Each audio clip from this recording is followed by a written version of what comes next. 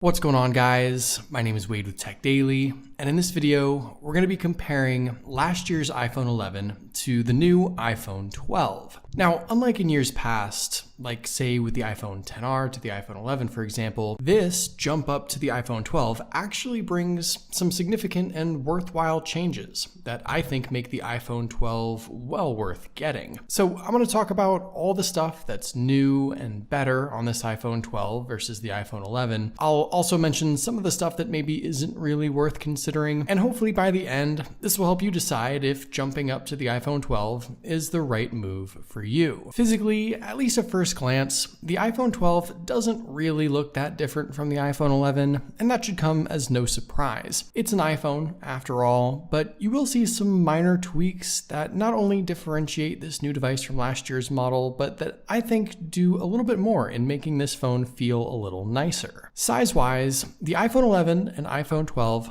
are both technically 6.1-inch devices. That's their screen size. But the body and the housing on the new iPhone 12 has been redesigned. This new device gets a sleeker, flatter form factor, and with this, it does shed some of that bulk. The rounded edges are no more, and in addition to that, the bezels that frame the display seem to be just a little slimmer as well. Up top, the notch is still there, which houses all the Touch ID sensors and front-facing camera, so that has not changed. But when you do set up these phones side by side, and if you have the chance to hold them in your hand too, the difference actually is more noticeable than you might think. The new iPhone 12 does feel slimmer and sleeker. It's subtle, but noticeable. It's also quite a bit lighter as well. And all in all, I think the redesign does make this phone look a little more modern and a tiny bit more premium. All in all, it's not a huge difference, but it is something worth noting. The material and build with both phones also remains the same. It's an all-glass back with an aluminum frame, and there's the same frosted glass accent for the camera module as well, with the dual lens setup looking nearly identical on both phones. What you won't see, though, is a new magnetic sort of ring or circle under the back glass of the iPhone 12, and this is designed to work with all those new MagSafe accessories Apple has been advertising pretty heavily. So if you're into that, that's one more reason to maybe consider the iPhone 12, though actually something like the new MagSafe Qi charger will still work with the iPhone 11, since it is just a charger after all. Most everything else with the two devices physically is about what you'd expect. On the left side, of course, you'll find the volume buttons and mute switch, though towards the bottom on this side, the iPhone 12 has its SIM card tray. On the right, both of the phones, of course, have the power button, but on the iPhone 11, this is where its SIM card tray is also. And you'll see on the iPhone 12, it has this sort of plastic-looking slit. This isn't a button or a sensor or anything like that. It's actually just a 5G antenna, and only the US models of this phone have that. Down below, there's the same Lightning port on both phones, as well as the speaker and microphone setup, though the iPhone 12 has a few less holes down there. Both phones do, of course, have a stereo speaker setup with the secondary speaker in the earpiece up there, along with all those Face ID sensors I already mentioned. And around back, once again, just a similar physical camera setup, which I will go more in depth with in just a second. Before we get into the important stuff, just two more quick things to note. The dual stereo speaker setup on both phones, to me, sounds pretty much the same, and here's a quick sample so you can get an idea.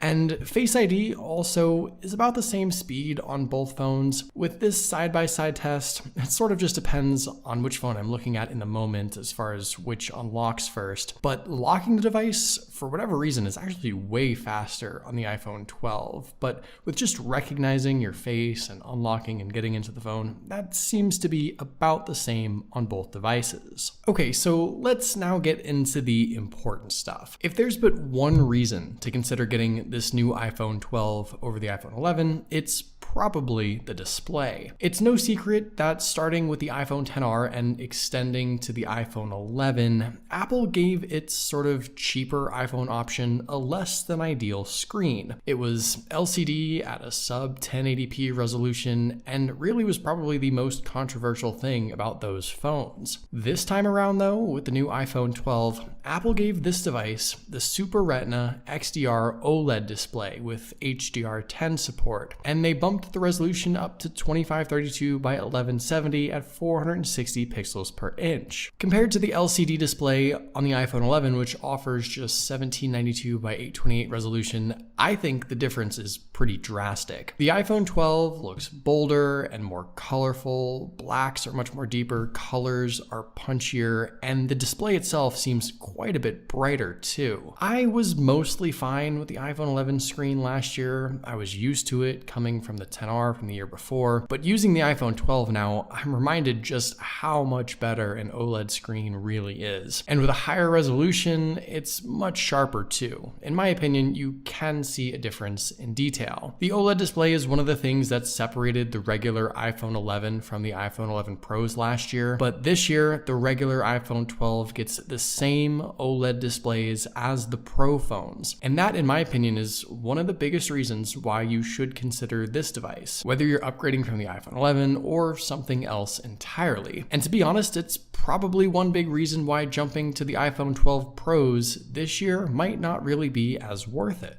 Also, the front glass on the new iPhone 12 gets an upgrade too. Apple calls this their ceramic shield. It's a tougher coating meant to help keep the iPhone 12 crack-free in the event of a drop. So in theory, this new phone should be a little tougher, though obviously it's still glass after all, no matter what Apple coats it in or calls it. So with a particularly tough or unlucky fall, it may still shatter, unfortunately. The other big upgrade I think most people will notice and probably appreciate with the new iPhone 12 is with the cameras. Now, hardware-wise, there's actually not much to mention here. Both the iPhone 11 and new iPhone 12 offer a dual lens rear setup with a main shooter and an ultra-wide lens, and the actual camera specs aren't really that different. In fact, even in the camera app, you might not actually notice any changes at all, at least at first. But when you start shooting with the iPhone 12, I think you'll almost immediately realize just how much better and more capable this phone is in every condition and now with every lens. The new iPhone 12 can utilize the ultra-wide lens with night mode and with deep fusion, something the iPhone 11 couldn't do. The selfie camera can even use night mode and deep fusion. Again, features not offered on the iPhone 11. And the everyday picture results in general, I think, show a little bit of a difference too, but really it's going to be those low light and nighttime shots that are the biggest upgrade on the iPhone 12. And for video, the new iPhone 12 can of course utilize Dolby Vision HDR, something maybe professionals might be keen on utilizing to really get the most of shooting on this new phone. Now, I am going to have a dedicated camera comparison to go more in depth with these two phones in a separate video, but just know that with the iPhone 12, you really have quite a bit more potential with pictures and video for just about every scene or subject. And I do think being able to utilize basically every combination of lens and shooting mode together now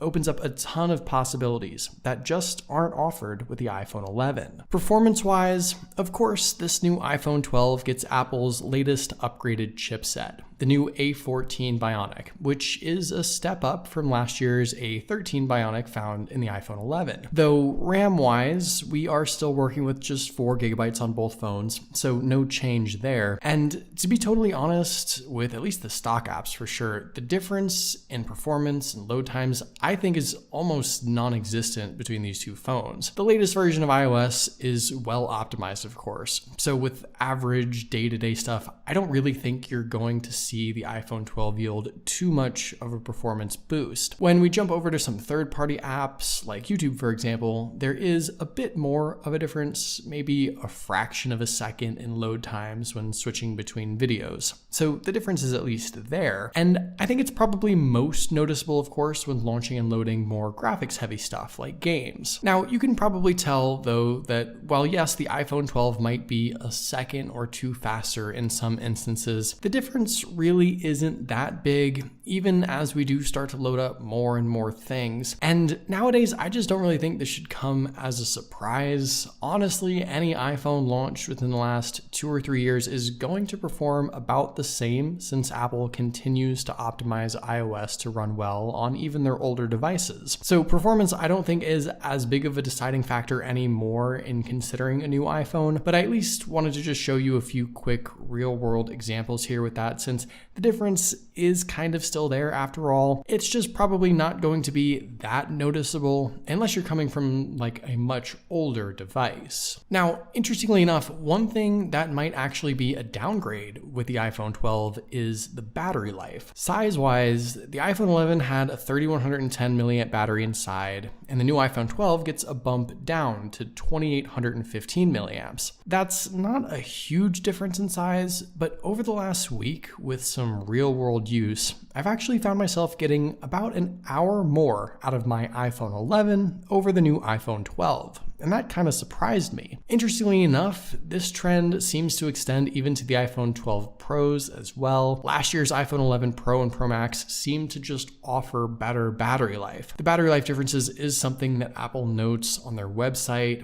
The iPhone 12s aren't necessarily supposed to have any better battery life this time around, which I think is honestly a bit of a miss here. That is usually something Apple improves on and talks about in their keynotes, but it just isn't the case this year. So if battery life is a huge concern for you, you might notice the iPhone 12 to be a little lacking. One other thing that's lacking on the iPhone 12 is included accessories. With the iPhone 11, you got earbuds, a charging brick, and lightning cable all included in the box. And this time with the iPhone 12, you get just a lightning to USB-C cable. It's not all that helpful for a lot of people, but at this point, Apple figures you may have enough earpods and charging bricks laying around your house already that you likely don't need any more. Finally, the new iPhone 12 is also the first iPhone with 5G network support. Now, I'm talking about this last because, to be honest, 5G for me has been almost non-existent, and depending on where you're located and what network you're on, you may or may not be able to utilize the newer, faster 5G networks either. For me, with AT&T, 5G just isn't widely available where I'm at. And no, AT&T's fake 5GE thing isn't the new 5G I'm talking about. For example, Verizon customers with 5G ultra wideband might be able to utilize that newer, faster 5G speeds. But for a lot of folks who don't live in big cities where the carriers are investing in 5G, or if you don't have a plan that allows for 5G, you may never get to utilize it. So for a vast majority of people, I'd say don't consider 5G on the iPhone 12 right now. Chances are, unless you know it's in your area and you know you're going to get it with your carrier, it's likely just not something to be considering right now. So to sum up the big new features on the iPhone 12, it's really the display, the camera capabilities, and I guess the slight redesign. Those things are what makes this phone worth getting over the iPhone 11. So there you go. That's everything you need to know about the new iPhone 12 versus last year's iPhone 11. But hopefully you guys enjoyed this video,